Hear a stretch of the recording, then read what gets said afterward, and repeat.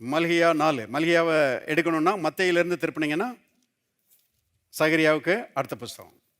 மத்தேயிலிருந்து திருப்பினீங்க கடைசி புஸ்தகம்.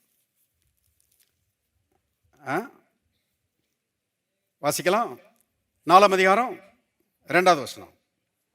ஆனாலும் என் நாமத்துக்கு பயந்திருக்கிற உங்கள் மேல் நீதியின் சூரியன் உதிக்கும், அதன் செட்டைகளின் கீழ் ஆரோக்கியம் இருக்கும். நீங்கள் வெளியே புறப்பட்டு போய் எப்படி வளருவீர்கள்? எப்படி வளருவீர்கள்? கொழுத்த கன்றுகளை போல் வளருவீர்கள்.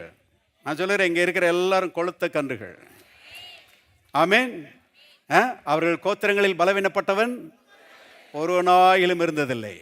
இது ஆரோக்கியத்தின் சபை. இது சாபத்திலிருந்து மீட்டெடுக்கப்பட்ட சபை. இது ஆரோக்கியம் என்கிற ஆசீர்வாதத்துக்குள்ளே வைக்கப்பட்ட சபை. இது கிறிஸ்துவுக்குள்ளான சபை. ஆமென். பாருங்க, அப்ப